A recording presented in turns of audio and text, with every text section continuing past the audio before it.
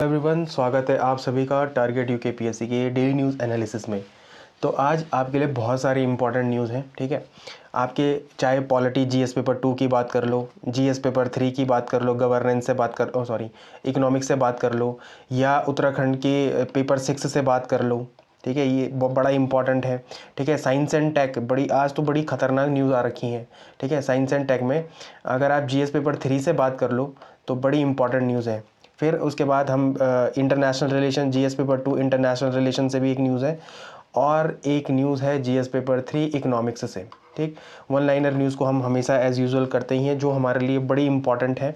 ठीक है, तो जो सबसे पहली न्यूज़ है, थोड़ा सा इसका ब्रीफ ले लेते हैं कि हेली सेवाओं की कटौती 30% कटौती करने की बात कही गई है। हम इसके विभिन्न आयामों को देखेंगे कि क्यों ऐसा करा गया है। ठीक है, फिर जो दूसरी न्यूज़ है सरपंच संवाद और जेंडर बजटिंग, इसमें हम सेतु आयोग को आज क्या करेंगे, डिटेल में पढ़ लेंगे। ठीक है, सेतु आयोग मुझे बताया आपने बहुत जगह में पढ़ा होगा, लेकिन इतना डिटेल कभी पढ़ा होगा उसको हम मेंस के एस्पेक्ट से देखेंगे, मतलब कि क्यों सेतु आयोग उत्तराखंड के लिए बड़ा इंपॉर्टेंट है। ठीक है, जेंडर बजटिंग की भी बात करेंगे कि कब से शुरू हुआ था और क्या क्या अब इसमें फर्दर और डेवलपमेंट हुई हैं और ये हो रही हैं। ठीक है, इसी पे आपको आज मेंस का क्वेश्चन मिलेगा, और आज जो मेंस का क्वेश्चन है उसमें मैंने आपको उसकी मेन बॉडी फ्रेमिंग करना भी बताया है कि कैसे आपको मेन बॉडी फ्रेमिंग करनी है। अब आपके लिए आंसर राइटिंग बहुत आसान होने वाला है, मतलब धीरे धीरे मैं आपके लिए कोशिश कर रहा हूँ कि कैसे और इनोवेटिव तरीके से आपको आंसर राइटिंग में करने में बड़ी आसानी हो जाए, क्योंकि मेरा मकसद है कि जो इस बार जो 2026 का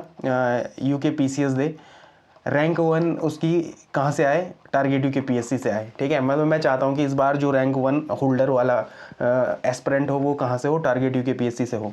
ठीक है, फिर जो तीसरी न्यूज़ है वो खाद्य पदार्थों में मिलावट की बात है। GS paper 3 science and tech से आप इसको रिलेट कर सकते हैं। इसमें भी हम देखेंगे कुछ प्रीलिम्स के बड़े इंपॉर्टेंट फैक्ट्स देखेंगे।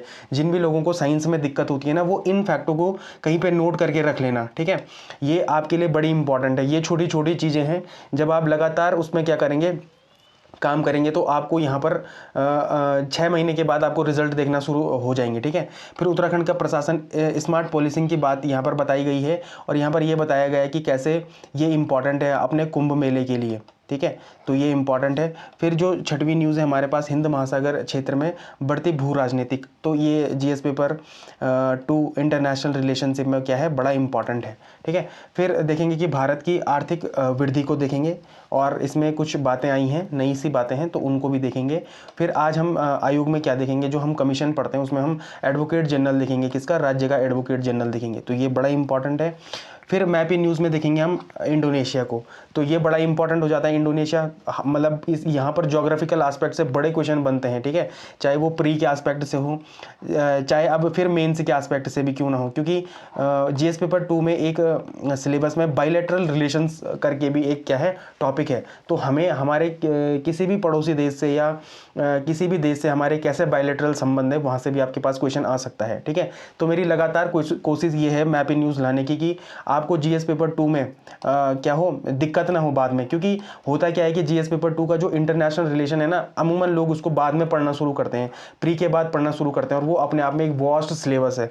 ठीक है, तो उसको हम लगातार न्यूज़ के साथ खेल खेल में सीख के चले गए, तो ये आपके लिए इंपॉर्टेंट होगा। और आज मैं एक नई लाइन लाया हूँ आपके लिए कि लेट्स नॉट जस्ट लर्न। ठीक है, कि let's not just learn, let's understand. हम केवल लर्न नहीं करेंगे, हम चीज़ों को अंडरस्टैंड करेंगे। ठीक है, उनको डीप तरीके से जानने की कोशिश करेंगे। यही क्या है, टारगेट यूकेपीएससी का मकसद है आपके लिए। ठीक है, तो इन लोगों का जो काम है ये बड़ा सहरानी सॉरी यहाँ पर मतलब कमेंडेबल वर्क है। थोड़ा हिंदी में प्रोनाउंसिएट करने में दिक्कत हो रही है, क्योंकि जब मैं ये न्यूज़ बनाता हूँ ना, तो मेरा एड्रेनलिन काफ़ी हाई होता है। ठीक है, मैं बड़ा खुश होता हूँ इस लेक्चर को बनाने में। तो आयुष कर्णपाल एज़ यूजुअल वो बहुत अच्छा आंसर लिखते हैं, और कल मैंने उनका आंसर पिन भी किया था, क्योंकि बहुत ही अच्छा आंसर था। अंजलि जी ने भी बड़ा अच्छा आंसर किया, इन्होंने बहुत अच्छा बताया कि लेफ्ट बैंक ट्रिब्यूटरीज कौन सी है, राइट बैंक ट्रिब्यूटरीज कौन सी है। गोल्डी प्रजापति जी भी लगातार क्या कर रही हैं, आंसर कर रही हैं, बहुत अच्छा लगा मुझे। ये नेहा भट्ट हैं, ये मेंस का आंसर राइटिंग भी काफ़ी दिखाती हैं मुझे, बहुत अच्छी बात है। फिर मेंस का मनीषा कर्णपाल, इनका आंसर भी बड़ा अच्छा था। तो आप लोगों का शुक्रिया, और ऐसे ही आंसर करते रहो। एक दिन देखना 6 महीने आप लगातार जुड़े तो रहो, फिर देखना कि आप कैसे चीज़ों को बड़े डीपली से समझते हो। आपको मेंस में कोई दिक्कत आएगी ही नहीं। ये मेंस की क्लास नहीं है, ये प्री ओरिएंटेड क्लास भी है, ठीक है, आपके लिए तो इम्पॉर्टेंट है मतलब। तो सबसे पहले हम देखेंगे यमुना नदी तंत्र को देखेंगे। यहाँ पर जो ये टोन्स नदी है ना, ये राइट बैंक ट्रिब्यूटरी न है, लेफ्ट बैंक ट्रिब्यूटरी है, ठीक है। इसके लिए आज सुबह मैं 2 घंटे भटका हूँ और मुझे फाइनली ये एटलस में देखने को मिली है। तो ये लेफ्ट बैंक ट्रिब्यूटरी है, कौन सी? टोन्स नदी, ठीक है। टोन्स नदी क्या है? लेफ्ट बैंक ट्रिब्यूटरी है। हिंडन भी लेफ्ट बैंक ट्रिब्यूटरी है। फिर आप इसको नीचे से देखो, चंबल, सोन, बेतवा, सीन नहीं है, ये सोन नदी है, ठीक है, सोन नदी, ठीक है। चंबल सिंध नदी है, सॉरी सिंध, सोन नहीं, सिंध नदी है ये, ठीक है, सिंध नदी। फिर है बेतवा और केन नदी। तो ठीक है, नीचे की जो राइट बैंक ट्रिब्यूटरी है, इनको याद करने का ट्रिक बताता हूँ मैं आपको। चंबल सिंह का बेटा कौन, इससे आप इसको क्या कर सकते हैं, याद कर सकते हैं। और लेफ्ट बैंक ट्रिब्यूटरी कौन है? टोन्स और हिंडन नदी है, ठीक है। तो आई होप आपको समझ आ गया होगा कि ये कैसा नदी तंत्र है और मतलब यमुना नदी तंत्र क्या है, आपको समझ आ गया हो। आज मैं आपको एक देता हूँ, गोदावरी नदी तंत्र, गोदावरी नदी तंत्र। ये आप देखो और क्या करो, कमेंट सेक्शन में इसके आंसर दो, ठीक है। मैं चाहता हूँ कि आपके जो नदी तंत्र वाले क्वेश्चन बनते हैं ना, वो यहीं पे आप क्या कर लो, समाप्त कर लो, और वो भी डिटेल से, ठीक है। आपको और लोगों से ज़्यादा नदियाँ भी याद हों और उनकी left bank tributary, right bank tributary, उनका क्रोनोलॉजिकल ऑर्डर, ये सब आपको क्या हो जाए, याद हो जाए इसी एक क्लास में, ठीक है। तो आज आप देखना गोदावरी नदी तंत्र को, मैंने ये पहले भी बता दिया है। गोदावरी नदी तंत्र को देखना और ये इसका left bank tributary, right bank tributary, इनका क्रोनोलॉजिकल ऑर्डर ये अपने दिमाग में रखना और कमेंट सेक्शन में आंसर करना, ठीक है। आगे बढ़ने से पहले मैं आप सभी को बोलना चाहूँगा कि टारगेट यूकेपीएससी के टेलीग्राम चैनल को क्या करें, ज़रूर सब्सक्राइब करें। यहाँ पर हम क्या करते हैं, आंसर राइटिंग वगैरह चेक भी करते हैं। और यहाँ पर मैं इन्फोग्राफी, मैं बहुत पहले बोल रहा हूँ कि इन्फोग्राफी शेयर करना शुरू करूँगा, और इन्फोग्राफी मैं 100 लोगों के बाद ही शेयर करूँगा, क्योंकि फिर ज़्यादा मतलब नहीं बन जाता, ठीक है। तो जब मतलब लोग ज़्यादा होंगे तो फिर करने में भी मज़ा आएगा, ठीक है। तो मैं चाहता हूँ कि लोग ज़्यादा से ज़्यादा चीज़ों को शेयर भी करें। तो सबसे पहले देखते हैं यस्टरडे प्रैक्टिस क्वेश्चन को देखते हैं। तो सबसे पहला क्वेश्चन था कि हाल ही की खबरों में नंदा देवी राजजात और प्रस्तावित बड़ी जात के संदर्भ में निम्नलिखित कथनों पर विचार करें। आधिकारिक नंदा देवी राजजात समिति ने मौसम और सुरक्षा कारणों से यात्रा को 2027 तक स्थगित कर दिया था, तो ये बिल्कुल सही है। महापंचायत द्वारा घोषित बड़ी जात चमोली के नोटी गांव से आरंभ है, बल्कि नहीं, ये गलत ऑप्शन था, ठीक है। और आप मुझे बताओ कि वो कौन सी जगह थी जहां से ये बड़ी जात यात्रा को क्या किया गया है, शुभारंभ किया गया है। तो ये आपके लिए क्वेश्चन है। मैं चाहता हूं कि जो भी लोग इसको पढ़ रहे हो ना, वो इन सब छोटे छोटे क्वेश्चनों से रिविजन भी कर लें अपना, ठीक है, धीरे धीरे रिविजन भी कर लें, क्योंकि रिविजन इज मोर इम्पॉर्टेंट किससे, नया पढ़ने से। तो रिवीजन वैसे भी इंपॉर्टेंट होता है। फिर तीसरा जो स्टेटमेंट है कि नंदा देवी राजजात को हिमालय का महाकुंभ कहा जाता है, तो ये बिल्कुल सही है। तो इसका 1 और 3 ऑप्शन क्या है, सही है। तो इसका सी ऑप्शन क्या है, सही है। फिर जो दूसरा एमसीक्यू हमारे पास, एमपी लैड के संदर्भ में निम्नलिखित कथनों पर विचार करें। सांख्यिकी और कार्यक्रम क्रियान्वयन मंत्रालय ने के 13 अगस्त 2024 के नए निर्देशानुसार सांसद अब अपनी निधि का उपयोग देश में किसी भी स्थान पर विकास कार्यों की सिफारिश करने के लिए, देखो किसी भी स्थान पर नहीं है बल्कि अपने ही स्थान पर है, ठीक है, ये बड़ा इंपॉर्टेंट है। तो ए ऑप्शन गलत है इसका। दूसरा है कि एक वित्तीय वर्ष में अपने संसदीय क्षेत्र या राज्य के बाहर खर्च की जाने वाली राशि की अधिकतम संख्या 1 करोड़ है। तो देखो राज्य की बाहर तो कुछ है ही नहीं, मेरे हिसाब से इसका आंसर डी होना चाहिए, ठीक है। तो शायद ये इसका आंसर, शायद नहीं, यही इसका आंसर है, डी, ठीक है। फिर हाल ही में चर्चा में रहा ट्रू वैल्यू अकाउंटिंग का संबंध किस क्षेत्र से, तो किस क्षेत्र से है, कृषि खाद्य प्रणाली का पारिस्थितिकी मूल्यांकन। तो ये बड़ा इंपॉर्टेंट है, इसका बी ऑप्शन क्या है, सही है। हाल ही में भारत और यूएई के बीच संपन्न हुए समझौते के संदर्भ में निम्नलिखित कथनों पर विचार करें। भारत और यूएई के बीच सालाना 5 लाख मेट्रिक टन एलएनजी की आपूर्ति के लिए दीर्घकालिक समझौता हुआ ही, तो ये बिल्कुल सही है, ठीक है। इस समझौते के बाद यूएई भारत को एलएनजी का सबसे बड़ा निर्यातक बन जाएगा, तो ये भी सही है, ठीक है। वर्तमान में दूसरे नंबर पे है, ठीक है। दोनों देशों ने पहली बार एडवांस न्यूक्लियर टेक्नोलॉजी में साझेदारी और रक्षा रणनीतिक भागीदारी के लिए फ्रेमवर्क तैयार किया है, तो ये क्या है, ये भी सही। तो इसका क्या है, सी ऑप्शन सही है, तीनों ही सही हैं। फिर कैग का कार्यकाल कितने समय का होता है, तो 6 वर्ष और 65 तक की आयु, जो भी पहले हो जाए उसके बाद क्या हो जाता है, रिटायर हो जाता है।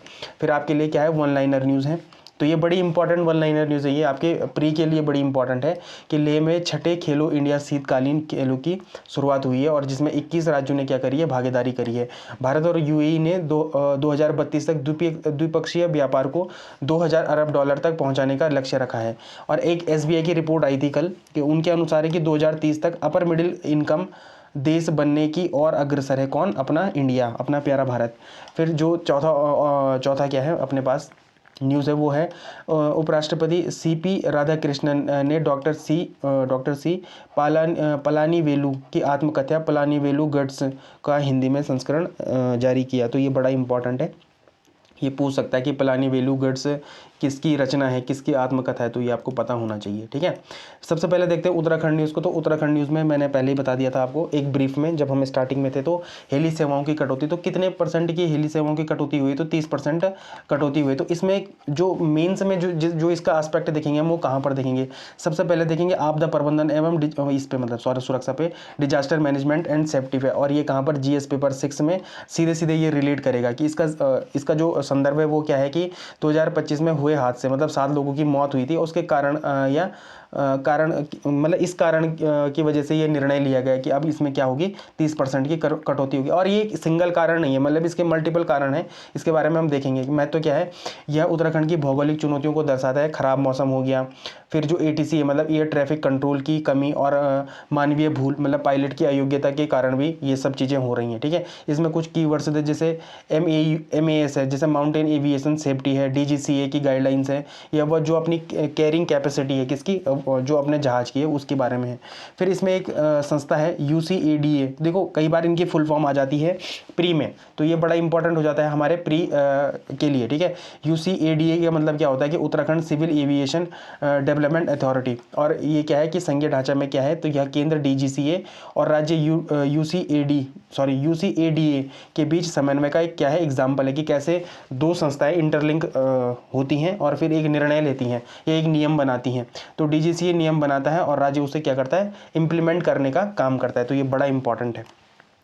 फिर इसके कुछ इकोनॉमिकल इम्पैक्ट्स भी हैं कि मांग और आपूर्ति में क्या होगा कि जब उड़ानों में 30% की कटौती होगी तो इसका सीधा असर किसका होगा, टिकटों की कीमतों पर होगा। इससे क्या होगा कि सरकार को किराए नियंत्रण का दबाव कर रही है इस पर सरकार। ठीक है, तो ये इंपॉर्टेंट है। फिर है कि पर्यटन बनाम सुरक्षा, यह प्रशासन के सामने एक इथिकल और प्रशासनिक दुविधा भी है, डायलमा भी है। ठीक है, देखो डायलमा एक शब्द है किसका, इथिक्स में बड़ा इंपॉर्टेंट यूज़ होता है। कल मुझे किसी ने भी शायद इथिक्स की परिभाषा ही नहीं भेजी। मैं चाहता हूँ कि देखो होगा क्या, इन सब चीज़ों से होगा क्या कि जब छोटी छोटी चीज़ें आप अभी से पढ़ना शुरू कर दोगे ना, तो बाद में आपको इथिक्स अलग से नहीं पढ़ना पड़ेगा। ठीक है, आपके पास लोअर PCS जैसा एक क्या है पेपर है, मैं आपको बता रहा हूँ, जो ये लोअर PCS है ना, इसमें इथिक्स की केवल पहली यूनिट है। ठीक है, इसमें कौन सी है, फर्स्ट यूनिट है। ठीक है, और जब आप अपर PCS की बात करते हो तो वो पूरी किताब है। मतलब मैं आपको एक किताब भी बताता हूँ, देखो अगर आपको इथिक्स पढ़ना है तो ना लेक्सिकॉन की एक किताब है, लेक्सिकॉन की एक किताब है, आप उसको खरीद सकते हैं, वो बहुत अच्छी किताब है। वो UPSC वाले बच्चे भी, उस एस्पिरेंट्स से क्या करते हैं, उसे पढ़ते हैं।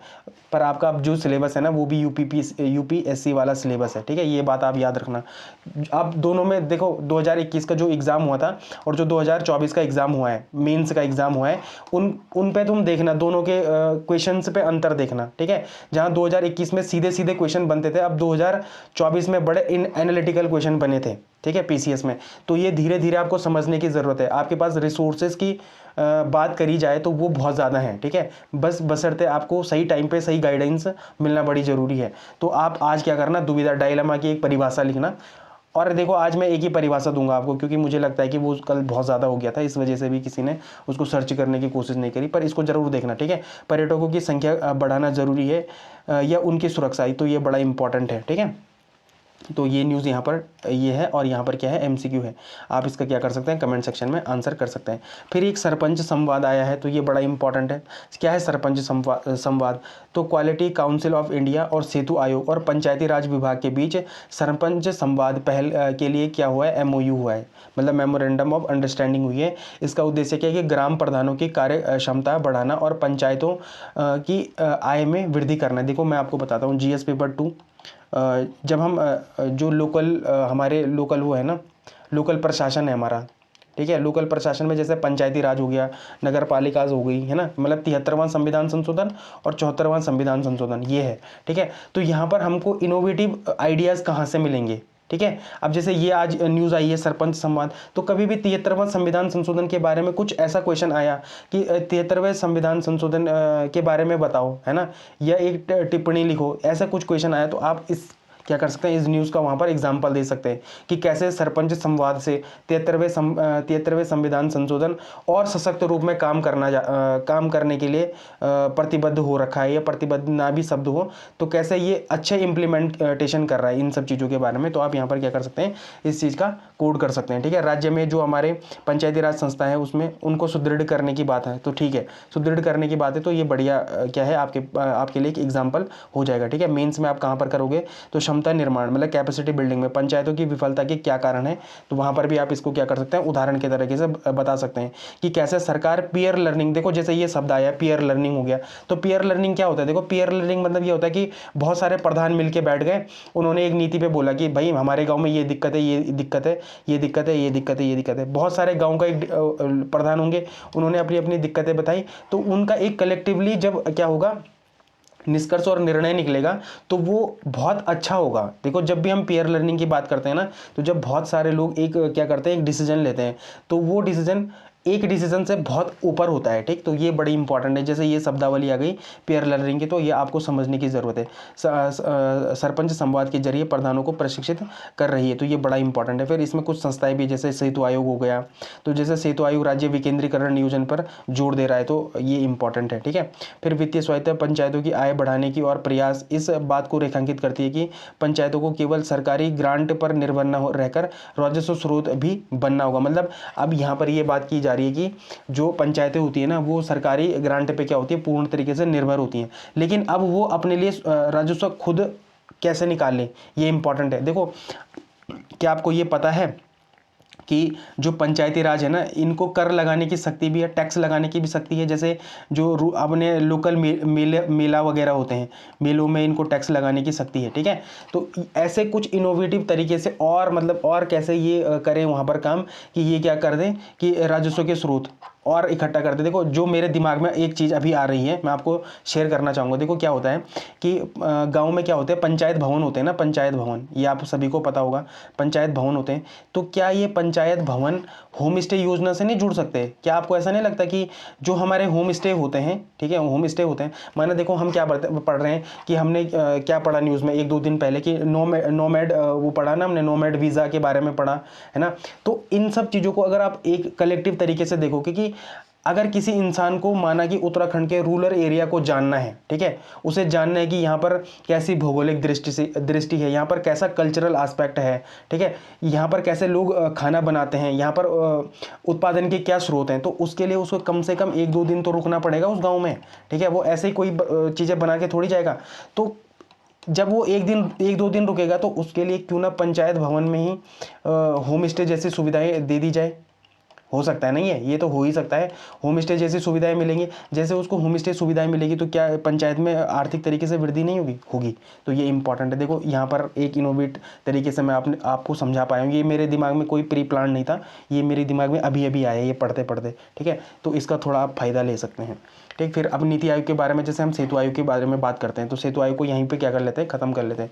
तो नीति आयोग के तर्ज पे उत्तराखंड सरकार ने राज्य योजना आयोग को समाप्त कर क्या बना दिया है, सेतु आयोग का गठन कर दिया है। तो सेतु आयोग का पूरा नाम क्या है, state institute for empowering and transforming Uttarakhand, ठीक है। तो ये सेतु आयोग का क्या है, फुल फॉर्म है।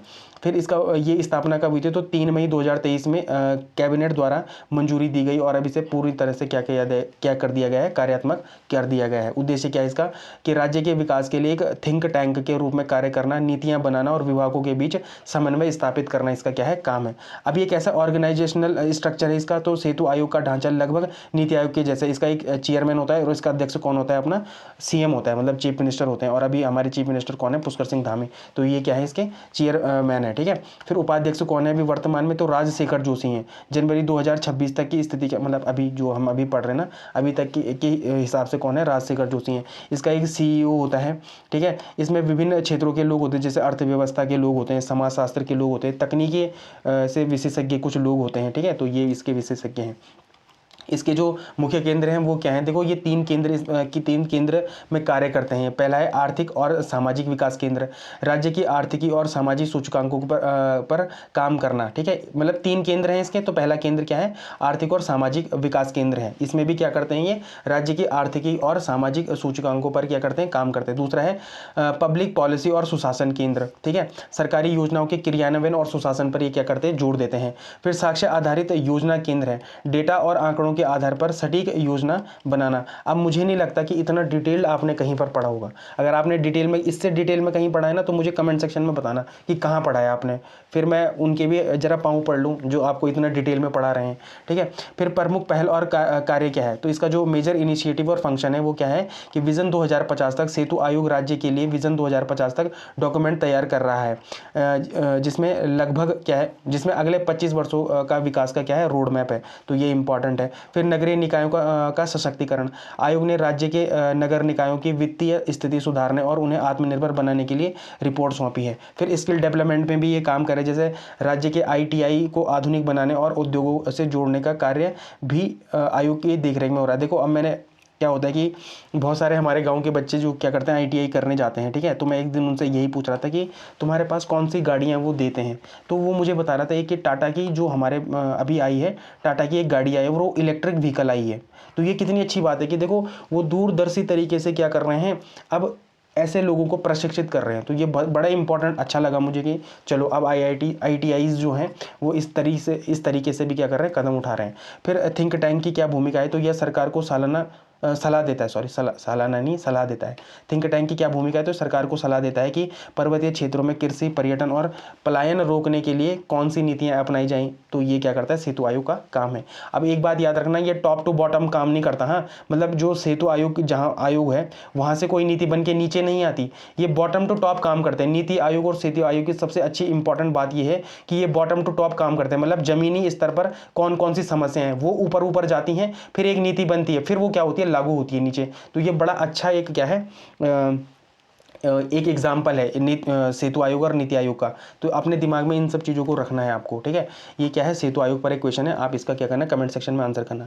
फिर से मैं माफ़ी चाहता हूँ कि मैं क्वेश्चन नंबर ना कर नहीं पाता यार, क्योंकि ये स्लाइड्स बड़ी ही लंबी बनती हैं और मैं क्या करता हूँ कि अपने कंटेंट पर ज़्यादा ध्यान देता हूँ। मैं ये ध्यान नहीं रखता कि कौन सा क्वेश्चन नंबर कैसा है, कौन सा क्वेश्चन नंबर कैसा है। ठीक है, तो इस वजह से मैं इस चीज़ के लिए क्षमा प्रार्थी हूँ। ठीक है, थोड़ा सा आपको भी मेरे साथ क्या करना चाहिए? कोऑपरेट करना चाहिए। ठीक है, वरना देखो ये कंटेंट अच्छा है, इसमें कोई शक नहीं है, और आप लोग ही इस कंटेंट की क्या कर रहे हैं? तारीफ कर रहे हैं। तो ये बड़ा इंपॉर्टेंट है आपके लिए। ठीक है, फिर जेंडर बजटिंग के बारे में थोड़ा देख लेते हैं कि महिला सशक्तिकरण मंत्री रेखा आर्य ने सुझाव दिया है कि प्रदेश के कुल बजट का 30% महिलाओं के लिए आरक्षित होना चाहिए। यही क्या है? जेंडर बजटिंग की बात करी गई है। टॉपिक आप इसको कहाँ पर रिलेट करेंगे? तो GS पेपर 1 में सोसाइटी में कहाँ पर? सामाजिक न्याय, महिला सशक्तिकरण। और GS पेपर 3 ये क्या है? उत्तराखंड की अर्थव्यवस्था से। GS पेपर 3 नहीं, GS पेपर 6, उत्तराखंड का जो GS पेपर 6 है ना, उत्तराखंड की अर्थव्यवस्था से भी आप इसको क्या कर सकते हैं? कनेक्ट कर सकते हैं। मेंस में कैसे पॉइंट है? देखो परिभाषा का प्रयोग, यह जेंडर बजटिंग का सीधा उदाहरण है। उत्तराखंड में समावेशी विकास जो इंक्लूसिव डेवलपमेंट के लिए जेंडर बजटिंग पर जोर दिया जा रहा है, जैसा कि हाल ही में 30% बजट आवंटन का प्रस्ताव रखा है। अभी ये प्रस्ताव रखा है, लेकिन आपके लिए मेंस में बड़ा इंपॉर्टेंट हो जाता है। जब भी देखो महिला सशक्तिकरण तो एक ऐसा टॉपिक है कि ये कभी पेपर से जाएगा ही नहीं। ठीक है, तो आपको ऐसे जैसे ये चीज़ें आती है ना, इनके नोट्स जरूर बना के रखने चाहिए आपको। ठीक है, फिर है पहाड़ी अर्थव्यवस्था। तो उत्तराखंड की अर्थव्यवस्था क्या है? मनी ऑर्डरिंग इकोनॉमी है। देखो प्री का फैक्ट है, ये कई बार पेपर में आ जाता है कि मनी ऑर्डरिंग इकोनॉमी के बारे में पूछते हैं कि उत्तराखंड की इकोनॉमी कैसी है। तो मनी ऑर्डरिंग इकोनॉमी है जहां महिलाएं कृषि और पशुपालन की रीढ़ हैं। ऐसे में 30% बजट का प्रस्ताव महिलाओं की आर्थिक स्थिति मजबूत करने के लिए एक बड़ा कदम साबित हो सकता है। तो ये बड़ा इंपॉर्टेंट है आपके लिए। ठीक है, फिर थोड़ा सा जेंडर बजटिंग के बारे में देख लेते हैं कि सरल शब्दों में जेंडर बजटिंग का अर्थ महिलाओं के लिए अलग से बजट बनाना नहीं है। देखो ये देखो इस बात को याद रखना, मैं आपको गारंटी के साथ बोल रहा हूँ, अगर जेंडर बजटिंग पे क्वेश्चन आएगा ना मेंस में, तो बहुत सारे लोग ऐसा ये लिख देंगे वहाँ पर कि जेंडर बजटिंग का अर्थ है कि महिलाओं के लिए एक अलग से बजट बनाना। लेकिन देखो ये गवर्नमेंट ही कह रही है कि ऐसा नहीं है कि वो उनके लिए कोई अलग बजट बनाने की ज़रूरत नहीं है, बल्कि सरकार के सामान्य बजट का विश्लेषण इस नज़रिए से करना कि उसका कितना लाभ महिलाओं तक पहुँच रहा है। देखो ये जो परिभाषा है ना, इसको आप हूबहू अपने पास रख लो। ठीक है। और जब भी जेंडर बजटिंग पे कोई क्वेश्चन आता है आपके पास तो सीधे यही परिभाषा को इंट्रोडक्शन में डाल दूं, ठीक है। जैसे ही आप ये परिभाषा को इंट्रोडक्शन में डालोगे ना, आपको आलतू फालतू चीज़ों को सोचने की ज़रूरत नहीं पड़ेगी। तो ये बड़ी इंपॉर्टेंट है, आप इसको एज इट इज़ कहीं पे लिख लो, ठीक है। काले पेन से लिखो, हरे पेन से लिखो, लाल पेन से लिखो, लेकिन लिख जरूर लेना इसको, ये मैं आपको बोल रहा हूँ, ठीक है। फिर उत्तराखंड की शुरुआत, मतलब जब ये जेंडर बजटिंग की शुरुआत और इसकी हिस्ट्री के बारे में देखते हैं थोड़ा।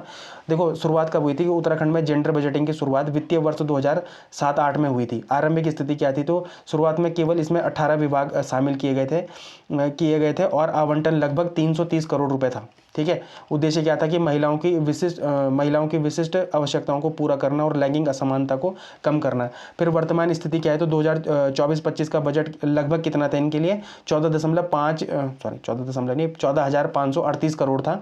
और 2025-26 में ये बजट कितना था, 16,960 करोड़ था। इसमें कितने परसेंट की वृद्धि हुई थी, तो 16.6% की वृद्धि हुई थी। तो ये प्री के फैक्ट है। जो अभी री एग्ज़ाम हो रहा है ना, ये किसका री एग्ज़ाम है ये, हाँ यूके SSSC का री एग्ज़ाम, तो उसमें ये फैक्ट आ सकते हैं। लेकिन जब तक आपके मेंस वगैरह होंगे तो फरवरी में बजट आ चुका होगा। और मैं आपको एक बात की गारंटी दे रहा हूँ, ऐसा बजट आपने कभी नहीं पढ़ा होगा जैसा बजट मैं आपको पढ़ाऊँगा, ठीक है। इस बात को आप नोट करके आज ही रख लो कि ऐसा बजट उत्तराखंड में कोई नहीं पढ़ा था जैसा बजट मैं पढ़ाऊंगा आपको इस बार, ठीक है। तो ये इंपॉर्टेंट है। फिर जेंडर बजट सेल, सभी 57 विभागों में जेंडर बजट सेल बनाने का लक्ष्य है, जिसमें से 19 विभागों में यह सेल गठित हो चुका है। तो ये बड़ा इंपॉर्टेंट है। अभी कितने विभागों में ये सेल गठित हो चुका है, तो 19 विभागों में हो चुका है। और कितने विभागों में इसको बनाने के लक्ष्य है, तो 57 विभागों में बनाने का लक्ष्य है। ये आपके पास क्वेश्चन, सॉरी, जेंडर बजट का क्या ढांचा है, तो एक नोडल एजेंसी होती है महिला सशक्तिकरण एवं बाल विकास विभाग, इसका क्या है, नोडल एजेंसी। ये कई बार प्री का फैक्ट आ जाता है कि जेंडर बजटिंग का जो नोडल एजेंसी है वो कौन है, तो महिला सशक्तिकरण एवं बाल विकास विभाग इसका क्या है, नोडल विभाग है। तो इसको भी आप याद करके रख लो, ठीक है। फिर फोकल पॉइंट इसका, मतलब फोकल पॉइंट या फोकस पॉइंट क्या है, तो वित्त विभाग बजट आवंटन के लिए फोकल पॉइंट है इसकी जो श्रेणियां हैं, कैटेगरीज है, योजनाओं को 2 भागों में बांटा गया है, ठीक है। तो 2 भागों में किस में बांटा गया है, पहला है 100% महिला केंद्रित, ठीक है, 100% महिला केंद्रित। इसमें क्या है, जैसे कुछ योजनाओं के नाम था, जैसे नंदा देवी गौरा योजना, ये वगैरह, ठीक है। फिर है प्रो वुमेन स्कीम्स, जिसमें कम से कम 30% लाभ महिलाओं को मिले, जैसे जो अब तो इसका नाम क्या हो गया, VVG राम जी, ठीक है। अब तो इसका नाम क्या हो गया, VVG राम जी, मनरेगा का नाम अब VVG राम जी हो गया। और जो स्वरोजगार योजनाएं होती हैं, अब मैं आपको बताना चाहूँगा, मैंने यहाँ पर ना योजना से रिलेटेड 2 लेक्चर, हाँ 2 ही करें, 2 लेक्चर क्या करें, अपलोड करें, आप उनको एक बार जरूर देखना। अगर आपने वो कर दिया ना, आपके 1-2 नंबर फिक्स हैं हर पेपर में, उत्तराखंड के हर पेपर में आपके वो 2 नंबर फिक्स हैं, ठीक है। वो प्लेलिस्ट आपको मिल जाएगी, इधर ही कहीं पड़ी होगी, मतलब कहाँ पड़ी होगी, इस चैनल में कहीं पे पड़ी होगी, तो वहाँ पर मिल जाएगी आपको, ठीक है।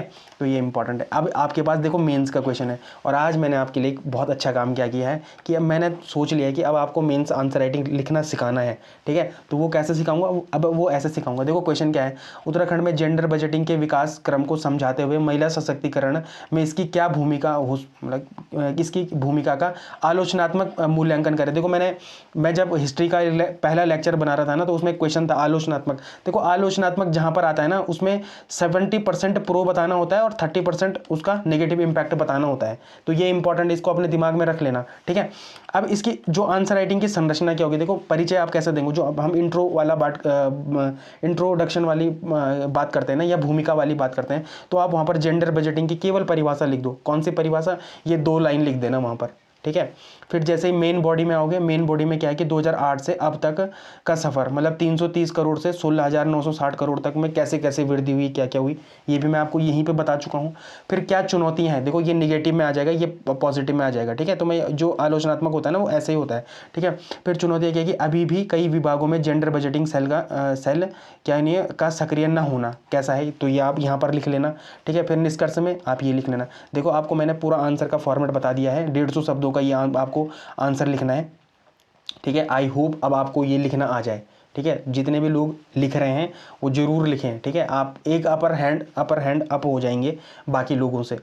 और देखना जो ये चीज़ें मैं आपको सिखा रहा हूँ ना, लोग इसके 10-10, 20-20 हज़ार देते हैं, ठीक है। ये कोई ढकी छुपी बात नहीं है। आप कभी आंसर राइटिंग करने जाना, किसी संस्थान में जाना और वहाँ पर पूछ लेना कि कितना पैसा आपको देना पड़ेगा, ठीक है। और जो मैं आपको सिखा रहा हूँ, ये मैं इसलिए फ्री सिखा रहा हूँ क्योंकि मैं चाहता हूँ कि टारगेट यूकेपीएससी से एक बार कोई रैंक 1 ला ले। बस मेरी एक ही इच्छा है कि कोई यहाँ से क्या पढ़ के क्या निकाले, रैंक 1 निकाले। ठीक, तो ये इंपॉर्टेंट है। फिर जो एक न्यूज़ है ये है कि खाद्य पदार्थों में मिलावट। ठीक, तो ये GS paper 3 science and tech से आप इसको कनेक्ट कर सकते हैं। तो इसमें क्या कुछ प्रीलिम्स के फैक्ट है कि हल्दी में कैसे मिलावट होती है। इसमें कुछ रसायन डालते हैं, जैसे मेटानिल येलो और लेड क्रोमेट डालते हैं इसमें। इसका प्रभाव क्या होता है कि यह दिमाग पर असर डालता है और खून की कमी मतलब एनीमिया का कारण बनता है। तो ये महिलाओं को, देखो एक बात याद रखना, भारत में अगर हर 4 में से ना 2 या 3 महिलाएं एनीमिया का शिकार होंगी, उनमें खून की कमी होगी। इस बात को हमेशा याद रखना। कभी भी अगर महिलाओं पे निबंध लिखने के लिए आए या कुछ भी लिखने के लिए आए, ठीक है, मतलब महिला सशक्तिकरण या ऐसा कुछ कोई भी टॉपिक आए, तो ये एनीमिया शब्द अपने दिमाग में ऐसा कूट कूट के भर लो कि ये तो डालना ही है वहाँ पर। ठीक है, क्योंकि मैं ये आपको डेटा बता रहा हूँ, मैं डाउन टू अर्थ और बहुत सारी मैगजीन पढ़ता हूँ। ठीक है, ये डेटा मैं पता नहीं कितनी बार पढ़ चुका हूँ कि हर 3 में से 2 महिलाओं को क्या है, एनीमिया का शिकार है वो। तो खून की कमी बहुत होती है इनमें। ठीक है, उसके कारण है, देखो उसके कारण क्या है, मेंस्ट्रुएशन साइकिल है। ठीक है, मेंस्ट्रुएशन साइकिल हो गया, कई चीज़ें हैं, मतलब उनका वर्कलोड हो गया है ना, और क्या पौष्टिक आहार ना मिलना, ये सब चीज़ें हो गई, वर्क बर्डन हो गया, तो ये सारी चीज़ें हैं। ठीक है, ये एनीमिया के कारण, तो ये बड़ा इंपॉर्टेंट है। और एक कारण आपको ये भी मिल चुका है कि अब जो खाद्य पदार्थों में जो मिलावट हो रही है वो भी कहीं ना, देखो अब ये भी मैंने आपके सामने ही पढ़ा है। ठीक है, मैं भी आपके साथ साथ पढ़ रहा हूँ, पर मेरे दिमाग में ये बिल्कुल इंटरलिंक कर गया कि अब मैं कभी, अगर मेरे को कभी आंसर लिखना होगा माना एनीमिया मतलब कि ऐसी चीज़ों पर, तो एनीमिया से मैं अब खाद्य पदार्थों में मिलावट को भी डाल दूंगा। अब देखो जो वो चीज़ें हैं जो मैं आपको बता रहा हूँ कि मेंस्ट्रुएशन साइकिल हो गया या वर्कलोड हो गया, ये सारे लिखेंगे, लेकिन खाद्य पदार्थों में मिलावट कौन लिखेगा। भले बड़ा इजी, बड़ा टुच्चा सा या सिली सा पॉइंट है कि खाद्य पदार्थों में मिलावट से एनीमिया हो रहा है, लेकिन अब देखो ये भले ही टुच्चा सा है या सिली सा है, बट अब इसको इंटरलिंक करना एक बहुत बड़ी बात होती है। ठीक है, ये आपको सीखना भी है। फिर लाल मिर्च में मिलावट, तो इसमें क्या है, ईंट का चूरा मिला देते हैं या सूडान डाई मिला देते हैं, तो ये इंपॉर्टेंट है। ये अल्सर, लीवर, कैंसर और पेट की समस्या के लिए क्या है, नुकसानदायक है, यह बड़ा खतरनाक है। ठीक है, पनीर और मावा में जैसे स्टार्च बढ़ जाता है या यूरिया बढ़ जाता है, इसमें एक आयोडीन टेस्ट होता है। क्या होता है, देखो आयोडीन टेस्ट तो स्टार्च की उपस्थिति जांच के लिए किस घोल का उपयोग किया जाता है, तो आयोडीन का घोल किया जाता है, तो वो क्या कर देता है, नीला और काला बना देता है उसको। ठीक है, आप बहुत सारी जगहों में पढ़ते होंगे ना कि स्टार्च पनीर, आजकल बहुत चल रहा है कि पनीर में स्टार्च, और वो क्या करते हैं, आयोडीन टेस्ट करते हैं और वो पनीर क्या हो जाता है, नीला काला हो जाता है। आपने बहुत सुना होगा ये न्यूज़ में, तो वो यही टेस्ट है, कौन, आयोडीन टेस्ट है। देखो अब जो ये आयोडीन टेस्ट है ना, ये आपके लिए बड़ा इंपॉर्टेंट हो जाता है। आप इसको मेंस में लिखने की कोशिश करना, कभी भी अगर फूड सिक्योरिटी पे बात आए तो वहाँ पर लिखने की, और फसाई हमने कल पढ़ ही दिया है। ठीक है, तो मैं आपको बोल रहा हूँ कि जो डीएनए है ना, ये जो डेली न्यूज़ एनालिसिस है, सच में आप खुद भी तारीफ कर रहे हैं और मैं इसकी खुद तारीफ कर रहा हूँ कि ये आपके एग्जाम की बैकबोन है। इसको छोड़ना मत, बस जो लोग यहाँ पर अटैच हो चुके हैं ना, वो तो बिल्कुल मत छोड़ना, और जो नए आ रहे हैं वो समझने की कोशिश करो, मैं आपको यही कहना चाहूँगा। ठीक है, ये है। फिर है राज्य की प्रशासनिक व्यवस्था में क्या है, तो इसमें क्या बताया गया, खाद्य सुरक्षा विभाग में इसकी पहल क्या है, फूड सेफ्टी ऑन व्हील्स या मोबाइल टेस्टिंग लैब, यह शासन की एक पहल है। सरकार खाद्य सुरक्षा के लिए कैसे कदम उठा रही है, तो आप इसमें क्या कर सकते हैं, गवर्नमेंट इनिशिएटिव में इसको क्या कर सकते हैं, पुट कर सकते हैं। फिर केस स्टडी भी है, जैसे अमरोह में एक घटना हुई थी, तो उत्तराखंड कैसे सतर्क हो गया उस सब चीज़ों से, तो यह दर्शाता है कि प्रशासन रिएक्टिव नहीं, अब क्या हो चुका है, प्रोएक्टिव हो चुका है। मतलब रिएक्टिव मतलब घटना के बाद सक्रिय होना। देखो रिएक्टिव, अब जैसे ये ना नॉर्मल से शब्द हैं, लेकिन जब आप इनको ना सोसाइटी के पॉइंट ऑफ व्यू से पढ़ते हो, सोशियोलॉजी के पॉइंट ऑफ व्यू से, तो इनका मतलब थोड़ा सा चेंज हो जाता है। रिएक्टिव घटना के बाद सक्रिय, प्रोएक्टिव घटना से पहले सतर्क हैं हम। ठीक है, तो ये इंपॉर्टेंट है, और आप सब भी प्रोएक्टिव हो जाओ। जो आपका पेपर होगा ना, उस वजह से आप प्रोएक्टिव हो जाओ कि आपको टारगेट यूकेपीएससी से बहुत फ़ायदा होने वाला है। ठीक, अब मेंस में आपको इसको कहाँ कहाँ से कनेक्ट कर सकते हो, जीएस पेपर 3 जनरल साइंस और टेक्नोलॉजी से। देखो कहाँ पर जो ह्यूमन हेल्थ है, एक तो वो टॉपिक है अपना। ठीक है, फिर खाद्य सुरक्षा, जो फूड सेफ्टी है, मैं आपको पहले भी बता चुका हूँ, यहाँ पर ये कनेक्ट करते हैं पूर्ण तरीके से, तो यहाँ पर इंपॉर्टेंट है। एथिक्स में कहाँ से, देखो एथिक्स में क्वेश्चन क्या आता है, जैसे केस स्टडी आती है ना, अगर आप में से किसी ने देखी होगी केस स्टडी कभी, कि आप खाद्य सुरक्षा अधिकारी हैं और ऐसे कोई घटना हो जाती है तो आप क्या करेंगे, तो ये सब वहाँ पर आ जाता है। फिर ऐसे भी है, तो ऐसे में क्या करेंगे कि भारत में स्वास्थ्य चुनौतियाँ क्या क्या हैं, या उपभोक्ता अधिकार पर निबंध, तो ये इंपॉर्टेंट है। फिर आपके लिए क्या है, ये एमसीक्यू है, आप क्या कर सकते हैं, इसका कमेंट सेक्शन में आंसर कर सकते हैं। फिर उत्तराखंड प्रशासन स्मार्ट पॉलिसिंग, तो ये हम यहाँ पर क्या है कि जो कुंभ मेला लगेगा वो उत्तराखंड में, अगला कुंभ मेला कब लगेगा, मार्च 2027 में की बात करी गई है। ठीक है, इसमें क्या फोकस है कि सरकार किस थीम पर है, तो आस्था के साथ तकनीक का संगम। तो देखो अब मुझे ऐसा लगता है कि ये प्री के लिए भी बड़ा इंपॉर्टेंट है। कई बार पूछ सकते हैं कि अब जो कुंभ मेला होगा वो कौन सी थीम पे है, तो वो कौन सी थीम पे, आस्था के साथ तकनीक का संगम, ठीक है। तकनीकी प्लेटफॉर्म इसमें जैसे स्वास्थ्य है, अभी स्वास्थ्य के बारे में आगे देखेंगे क्या है ये, ठीक है।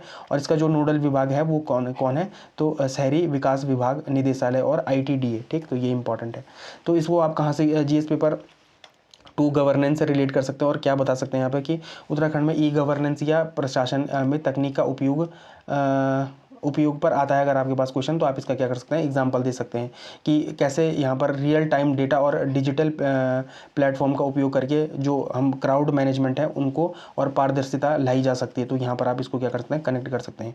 फिर GS पेपर 6 में आप क्या कर सकते हैं, उत्तराखंड के पर्यटन से इसको सीधे सीधे जोड़ सकते हैं कि क्या हो रहा है, इनके लिए वेबसाइट वगैरह मतलब एक कुंभ के लिए वेबसाइट वगैरह बन रही है, तो एकीकृत पर्यटन प्रबंधन के लिए एक बेहतरीन उदाहरण है आपके लिए, ठीक है। तो ये भी इंपॉर्टेंट है। फिर आप बताते देखो, ये जो जितने भी ये अपने मेला वगैरह होते हैं ना, वो क्राउड बेस्ड होते हैं, तो वहाँ पर क्राउड कंट्रोल एक बड़ी चुनौती होती है। और अगर आपके पास रियल टाइम डेटा है, आपके पास ये पता है कि आपको कि कितने लोगों की भीड़ कहाँ पर है, कितने लोगों की भीड़ कहाँ पर नहीं है, ठीक है, कितने लोग आज आने वाले हैं, अगर ये सब चीज़ें हो ना, तो वहाँ पर इमरजेंसी रिस्पॉन्स बहुत बेहतर तरीके से दिया जाता है।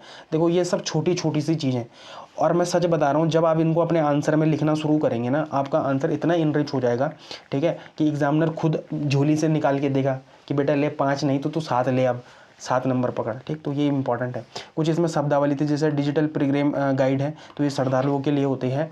और जो स्वास्थ्य था ना, S3WAS, तो इसका फुल फॉर्म क्या होता है, तो सिक्योर स्केलेबल सुगम्य वेबसाइट एज अ सर्विस। तो इसकी क्या है, फुल फॉर्म है। आप इसको स्टार मार्क करके लिख लो कहीं पर, ये बड़ा इंपॉर्टेंट है। और रियल टाइम डेटा ट्रांसपेरेंसी, तो इसमें क्या है कि भीड़ प्रबंधन के लिए बड़ी इंपॉर्टेंट एक चीज़ है, ठीक है।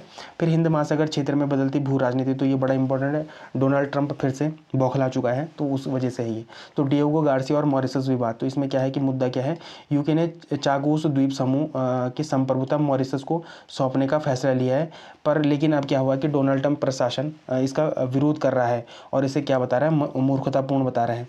फिर वैश्विक राजनीति और उपनिवेशवाद की समाप्ति के तहत महत्वपूर्ण है ये, और भारत ने हमेशा मॉरिशस के दावे का समर्थन किया है, लेकिन हिंद महासागर में सुरक्षा के लिए अमेरिका के बेस का बने रहना भारत के हित में है। तो ये बड़ा इंपॉर्टेंट है। देखो इनको आप कहाँ से रिलेट करोगे, GS पेपर 2 में इंटरनेशनल रिलेशन में importance for foreign policy regarding to Indian sovereignty. तो ठीक है, जब आप ऐसे वहाँ पर क्या है आपके सिलेबस में है, तो जब आप उनको इनसे कनेक्ट करने की कोशिश करोगे ना, तब आपकी समझ आएगा। और हाँ, मैं एक चीज़ आपको बोलना चाहूँगा, देखो कई टॉपिक ऐसे हो सकते हैं कि आपकी समझ में ना आए। वो समझ में इसलिए नहीं आ रहे हैं क्योंकि आपको सिलेबस नहीं पता है। अगर आपको सिलेबस पता हो ना, तो फिर आप उनको खुद से उन डॉटों को क्या करना शुरू कर दोगे, जोड़ना शुरू कर दोगे। तो आज आप एक चीज़ और भी करना, जो उत्तराखंड PCS का सिलेबस है ना, मेंस का सिलेबस है, उसको प्रिंट करके अपने पास जरूर रखना, ठीक है।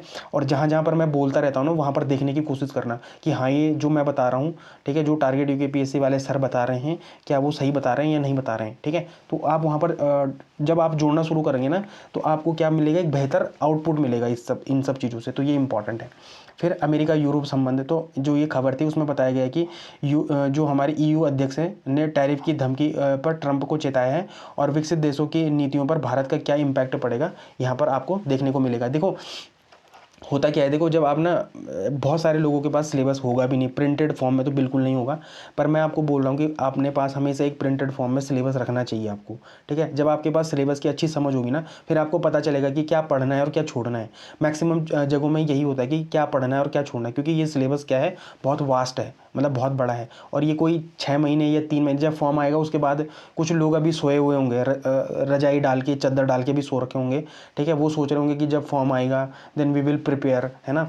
और 3 महीने में प्रीलिम्स होगा, फिर 3 महीने में मेंस हो जाएगा, ये 6 महीने भी मेंस। आपको लगता है कि 6 महीने का काम है ये, ठीक है, ये कम से कम 1.5 साल का काम है। मैं आपको अभी भी बता रहा हूँ, जो सीरियस हैं, ठीक है, ये कोई 6 महीने का वो नहीं है कि फट से जाओ और फट से हो जाएगा, ऐसा कुछ भी नहीं है, ठीक है। इस बात को थोड़ा ध्यान में रखना। फिर भारत की आर्थिक वृद्धि क्या है, तो देखो क्या है, इसमें एक बात आई थी, वर्ल्ड इकोनॉमिक फोरम की बात आई थी, तो इसकी बैठक दावोस स्विट्जरलैंड में हुई थी। तो ये और रिपोर्ट भी जारी करता है, जैसे ग्लोबल जेंडर गैप रिपोर्ट जारी करता है, ग्लोबल कॉम्पिटिटिवनेस रिपोर्ट जारी करता है। तो थोड़ा आपको इनके बारे में पता होना चाहिए कि कौन सा जो ऑर्गेनाइजेशन है वो कौन कौन से रिपोर्ट जारी करता है। देखो हम ऑर्गेनाइजेशन को पहले ही कंप्लीट कर चुके हैं, ठीक है, किसमें DNA में ही कंप्लीट कर चुके हैं, पर मैं चाह रहा हूँ कि मैं एक इसका सेपरेट लेक्चर ले आऊँ, ठीक है, और वो आज या कल मैं अपलोड कर दूंगा मैं, ऐसे कोई बहुत बड़ी बात नहीं है। तो ये इंपॉर्टेंट है, ठीक है। फिर आर्थिक लक्ष्य क्या है, तो यहाँ पर बताया गया कि जो चंद्रबाबू नायडू का बयान था, उन्होंने क्या बोला कि अगले 2 से 3 वर्षों में तीसरी सबसे बड़ी अर्थव्यवस्था और 2047 तक नंबर 1 अर्थव्यवस्था सरकार के विजन डॉक्यूमेंट से मेल खाता है। देखो, अच्छा ये दूसरी न्यूज़ है, सॉरी, हाँ ये दूसरी न्यूज़ है, ठीक है, ये भारत की आर्थिक वृद्धि, सॉरी ये दूसरी न्यूज़ है। इसमें इस न्यूज़ का रेफरेंस क्या है कि जो अब हमारे चीफ मिनिस्टर भी है ना, वो भी कहीं ना कहीं इंटरनेशनली लोगों, मतलब इंटरनेशनली देशों के साथ क्या कर रहे हैं, तालमेल बिठाने की कोशिश कर रहे हैं।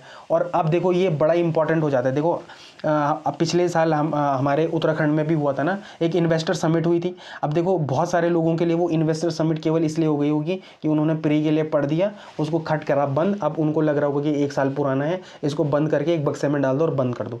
ऐसा नहीं है। जो इन्वेस्टर समिट है ना, वो आपके पास एक ऐसा एग्जाम्पल है। जब भी ऐसा है कि जो हमारे राज्य हैं वो इंटरनेशनली लोगों को कैसे अपनी तरफ इन्वेस्टमेंट के लिए बुला रहे हैं, जब भी ऐसे कुछ कोई क्वेश्चन आता है ना, वहाँ पर वो जो न्यूज़ है वो बड़ी इंपॉर्टेंट हो जाती है आपके लिए। तो आपको यही सब समझने की ज़रूरत है, ठीक है। तो यहाँ पर चंद्रबाबू नायडू और बहुत सारे सीएमओ ने, मतलब विभिन्न देशों के जो सीएम, विभिन्न राज्यों के जो सीएम है ना, उन्होंने ये सब काम किया है। तो देखो अभी आपको पता चल जाएगा।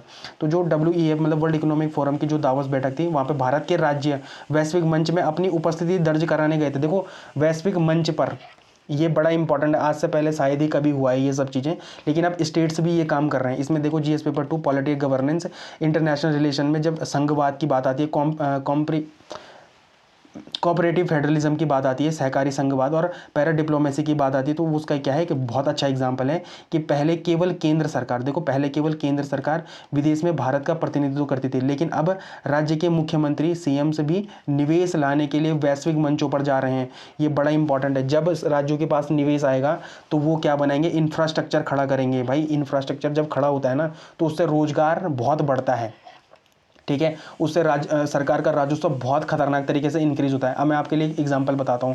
जैसे जो नेशनल हाईवेज बनते हैं ना, सोचो उनमें जो टोल टैक्स होता है, सरकार देखो, एक तो क्या हो गया, एक तो आपके लिए सड़क बना दी, दूसरा सरकार क्या करती है, टोल टैक्स से आपसे पैसे भी ले लेती है, तो सरकार के पास भी पैसा आ जाता है, सरकार उनको भी चुकता कर देती है उस पैसे को, और आपके पास एक इंफ्रास्ट्रक्चर भी क्या हो जाता है, खड़ा हो जाता है। तो जब भी पूंजीगत निवेश होते हैं ना, वो किसी भी सरकार और किसी भी देश और किसी भी राज्य के लिए बहुत इंपॉर्टेंट होते हैं, ठीक है। तो ये इंपॉर्टेंट चीज़ें हैं। फिर ग्लोबल ग्रुपिंग, जैसे जो वर्ल्ड इकोनॉमिक फोरम है, जैसे संस्थाओं की संरचना और उनका महत्व। तो ये देखो, अब जैसे आपको कई बार क्वेश्चन आ जाए कि वर्ल्ड इकोनॉमिक फोरम जो वर्ल्ड इकोनॉमिक फोरम संस्था है ना, वो भारत के लिए कैसे इंपॉर्टेंट है। तो क्या आप इसका एग्जाम्पल नहीं दे सकते कि इस तरीके से इंपॉर्टेंट है ये, कि वो भारत में क्या करेंगे, लगातार निवेश करेंगे। तो ये इंपॉर्टेंट, ठीक है।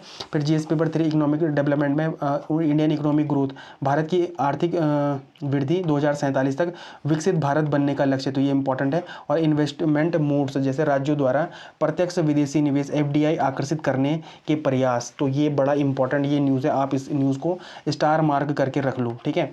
अब लगातार ये चीज़ें हो रही हैं, और इसका एग्जांपल मैं आपको दे ही चुका हूँ। उत्तराखंड में क्या है, पिछले साल जो इन्वेस्टर समिट हुई थी, शायद 8 दिसंबर 2023 को हुई थी लास्ट समिट, जो मेरे क्या है न्यूज़पेपर मैं बहुत पहले से फॉलो करता हूँ। मतलब आई यूज़ टू इनिशियली, जब से मैं तैयारी कर रहा हूँ तब से न्यूज़पेपर तो मैं लगातार ही पढ़ रहा हूँ, ठीक है।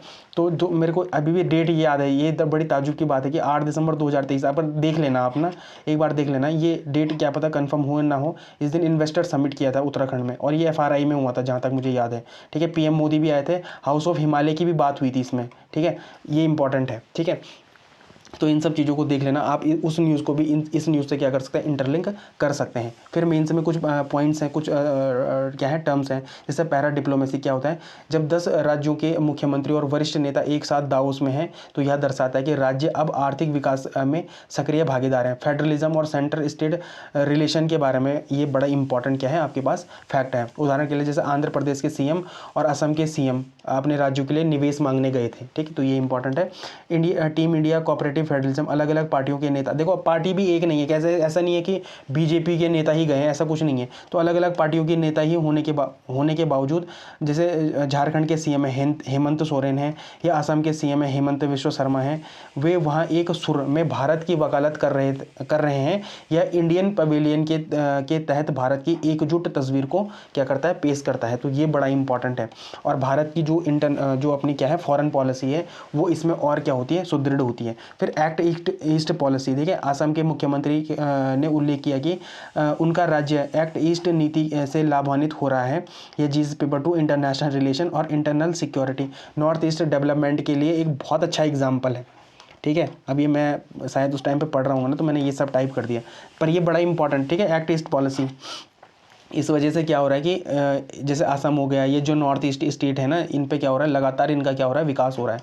जैसे कल हमने पढ़ा था ना, एक कॉरिडोर भी पढ़ा था हमने, कॉरिडोर भी बन गया है असम में, तो वो भी बड़ा इसी वजह से वो बड़ा इंपॉर्टेंट है। और एक्ट ईस्ट पॉलिसी की वजह से वहाँ पर लगातार क्या हो रहे हैं, विकासात्मक कार्य हो रहे हैं, तो ये इंपॉर्टेंट है। फिर आज आयोग के बारे में देख लेते हैं। आयोग क्या है, राज्य का महाधिवक्ता। तो ये कौन सा आर्टिकल में होता है, 165 में, आर्टिकल 165 में राज्य के महाधिवक्ता पद की व्यवस्था की गई है। वह राज्य का सर्वोच्च कानूनी अधिकारी होता है। यह पद ठीक उसी प्रकार है जैसे केंद्र में भारत के महान्यायवादी का पद है। और नियुक्ति और रोजगार क्या है, तो नियुक्ति, महाधिवक्ता की नियुक्ति राज्य के राज्यपाल द्वारा की जाती है, राज्यपाल द्वारा की जाती है। योग्यता क्या है, महाधिवक्ता बनने के लिए व्यक्ति में उच्च न्यायालय का न्यायाधीश बनने की योग्यता है। इसके अतिरिक्त कुछ अन्य भी योग्यताएं होती हैं, जैसे भारत का नागरिक होना चाहिए, उसे कम से कम 10 वर्ष तक न्यायिक अधिकारी का अनुभव प्राप्त हो, या उसने राज्य उच्च न्यायालय में 10 वर्षों की क्या करी हो, वकालत करी हो। तो जो भी ये पॉइंट हैं, ये बड़े इंपॉर्टेंट है आपके लिए, ठीक। फिर कार्यालय और पद मुक्ति क्या है, तो कार्यकाल क्या है, संविधान के महाधिवक्ता के कार्यकाल को निश्चित नहीं किया गया, मतलब इनका कोई कार्यकाल फिक्स नहीं कि 5 साल 65 वर्ष, ऐसा कुछ भी नहीं है। पद मुक्ति क्या है, वह राज्यपाल के प्रसाद पर्यंत अपने पद पर बना रहता है। इसका अर्थ है कि राज्यपाल उसे कभी भी हटा सकता है। इस्तीफा, सामान्यतः वह अपना इस्तीफा तब देता है जब राज्य सरकार मंत्रिपरिषद इस्तीफा देती है या बदलती है, क्योंकि उसकी नियुक्ति भी सरकार की सलाह पर ही होती है, तो ये इंपॉर्टेंट है। फिर कार्य और शक्तियाँ क्या है, तो महाधिवक्ता राज्य सरकार के प्रति निम्नलिखित कर्तव्यों के लिए प्रतिबद्ध है। पहला है कानूनी सलाह, यह राज्य सरकार को उन सभी कानूनी विषयों पर सलाह देता है जो विधि द्वारा निर्धारित किए जाते हैं। फिर है न्यायालय में प्रतिनिधि की तरीके से भी, जैसे हमने कैग को पढ़ा था, वहीं हम क्या पढ़ते हैं, इसको पढ़ रहे हैं, एजी को पढ़ रहे हैं, ठीक है।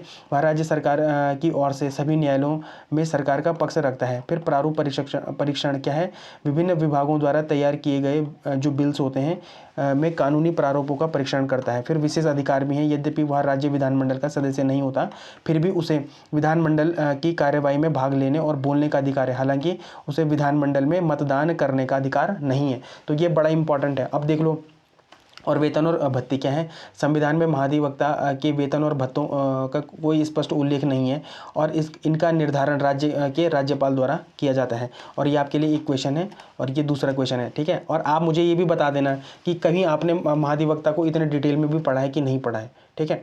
जब इनके पद मुक्ति की बात आती है, कार्य की बात आती है, या वेतन और भत्ते की, हाँ लक्ष्मीकांत में मिल सकता है ये, ठीक है, हाँ लक्ष्मीकांत में मिल सकता है, सॉरी, पर बाकी नहीं मिल सकता, ठीक है। और उत्तराखंड के किसी टीचर ने कराया होता, मतलब मैं जानबूझ के तारीफ नहीं कर रहा हूँ, पर मैं जस्ट बता रहा हूँ आपको कि किसी ने कराया होता तो मुझे भी बताना, ठीक है ना। अब देश है, ये है, आप इसको पहचान पा रहे हैं, ये क्या है, ये है इंडोनेशिया, ठीक है। तो इंडोनेशिया के बारे में पढ़ते हैं। इसकी नई राजधानी कहाँ है, नूर संतारा, और नूर संतारा यहाँ पर है कहीं पर, ठीक है। तो इन्होंने मतलब नई राजधानी बनाने की बात करी है, ठीक है। इंडोनेशिया अपनी राजधानी जकार्ता से हटाकर बोर्नियो द्वीप, तो ये पूरा क्या है कि ये पूरा जो द्वीप है ये क्या है, बोर्नियो है, ठीक है। तो यहाँ पर क्या कर रहा है, यहाँ पर एक जगह है नूर संतारा प्रांत में, वहाँ पर ले जा रहा है अपनी राजधानी, ठीक है। फिर इसका कारण क्या है कि जकार्ता का तेज़ी से डूबना, अत्यधिक जनसंख्या और प्रदूषण। जकार्ता में क्या है, अत्यधिक, तो वहाँ वो डूब रहा है जकार्ता, क्योंकि यहाँ पर क्या है, ये बिल्कुल तट पर है, तो एक तो डूब रहा है, दूसरा यहाँ पर क्या है कि जनसंख्या और प्रदूषण भी बहुत ज़्यादा है। फिर एक चीज़ है यहाँ पर कि 2025-29 के चरण में यहाँ सरकारी इमारतों का निर्माण तेज़ी से हो गया है, और इसे 2028 तक राजनीतिक राजधानी के रूप में पूर्णतः स्थापित करने की योजना है। फिर ज्वालामुखी विस्फोट, तो ये आपको पता ही होगी कि माउंट लोबोटोबी लॉकी ज्वालामुखी भयंकर विस्फोट हुआ। तो ये तो हमेशा ही न्यूज़ पे रहता है, और ये हमेशा क्या आता है, एग्जाम में भी आता है हमारे, कि लॉकी जो अपना जो क्या है ज्वालामुखी फट रहा है, वो कौन से देश में है, तो वो कहाँ पर, इंडोनेशिया में है। यह फोलेरस द्वीप और पूर्वी नूर संतारा प्रांत में है। तो फोलेरस द्वीप और पूर्वी नूर संतारा प्रांत में, तो ये कहीं ना कहीं यहाँ पर है, ठीक है। तो इसी उसमें है ये क्या, माउंट लॉकी ज्वालामुखी। थोड़ा इसकी भौगोलिक लोकेशन भी देख लेते हैं। तो इसकी अवस्थिति क्या है, तो ये साउथ ईस्ट एशिया और ओशनिया के बीच स्थित दुनिया का सबसे बड़ा द्वीप समूह है, ठीक है। भूमध्य रेखा इसके बीच से होकर गुजरती है, भूमध्य रेखा, ये देख रहे हो आप, इक्वेटर है, ठीक है। ये हो गया। फिर ये रिंग ऑफ फायर, तो इंडोनेशिया रिंग ऑफ फायर पर स्थित है, इसके जिसके कारण यहाँ पर सर्वाधिक भूकंप और ज्वालामुखी आते हैं, तो ये इंपॉर्टेंट है। फिर इसमें कुछ प्रमुख द्वीप है, जैसे सुमात्रा, सुमात्रा क्या है, ये है पूरा सुमात्रा, ठीक है, ये पूरा जो द्वीप है ये है सुमात्रा द्वीप, ठीक। फिर जो जावा है, तो जावा द्वीप ये है, ठीक है, ये पूरा द्वीप क्या है, जावा है। फिर बाली है, देखो बाली आप पता होगा आपको, आप कभी घूमने जाओगे, मेरा सपना है एक बार बाली जाने का, तो मैं ज़रूर जाऊंगा, अगर कोई मेरे साथ आना चाहता है तो वो मुझे बता दे, ठीक है। तो ये है बाली, ठीक है, तो ये बाली है, तो ये बड़ा इंपॉर्टेंट है पर्यटन के लिए, ठीक। उसके बाद है कालीमंतन, तो कालीमंतन कहाँ पर है, यही ये बोर्नियो द्वीप में ही है कालीमंतन, ठीक है, यहीं पर है कालीमंतन। तो यहाँ पर क्या है, यह एशिया का सबसे बड़ा द्वीप है। इस पर तीन देश स्थित हैं। इंडोनेशिया, देखो कालीमंतन पर कौन कौन से देश हैं, एक तो इंडोनेशिया खुद हो गया, उसके बाद क्या है दूसरा है मलेशिया, तो ये मलेशिया क्या है, ये द्वीप है, ठीक है, ये मलेशिया है, यहाँ पर क्या है बुरनेई भी है यहाँ पर, ठीक। तो ये बड़ा इंपॉर्टेंट है। फिर सुलावेसी यह के अक्षर के आकार का द्वीप है, तो सुलावेसी है ये, ठीक है, ये सुलावेसी, देखो ये के अक्षर का है, ऐसे में अगर आप थोड़ा सा इसको देखना चाहो ना तो ये के अक्षर का भी है। फिर पापुआ सबसे पूर्वी भाग, यह न्यू गिनी द्वीप का हिस्सा है, इसका पूर्वी भाग पापुआ न्यू गिनी से अलग द्वीप है, तो ये है पापुआ, ठीक है, इधर साइड है, ये इंपॉर्टेंट है। फिर कुछ सीमाएं हैं, तो 3 देशों के साथ इसकी सीमा लगती है, जैसे मलेशिया, तो मलेशिया यहाँ पर लगती है, और फिर पापुआ न्यू गिनी, तो इधर ही है ये पापुआ न्यू गिनी। और तिमोर लिस्ते, तो तिमोर लिस्ते कहाँ पर है, तिमोर लिस्ते ये है दिल्ली, ये है ना, ये दिल्ली तो यहाँ पर लगती है, यहाँ पर तिमोर लिस्ते, ठीक। समुद्री सीमा तो भारत के साथ बनाता है, यहाँ पर ऊपर अपना अंडमान निकोबार है, सिंगापुर हो गया, फिलीपींस हो गया, वियतनाम हो गया, ऑस्ट्रेलिया से भी क्या बनाता है, समुद्री सीमा बनाता है। फिर नोट क्या है कि भारत का ग्रेट निकोबार चैनल इंडोनेशिया को के सुमात्रा, बांदा आचेह के बहुत करीब है, तो ये इंपॉर्टेंट है।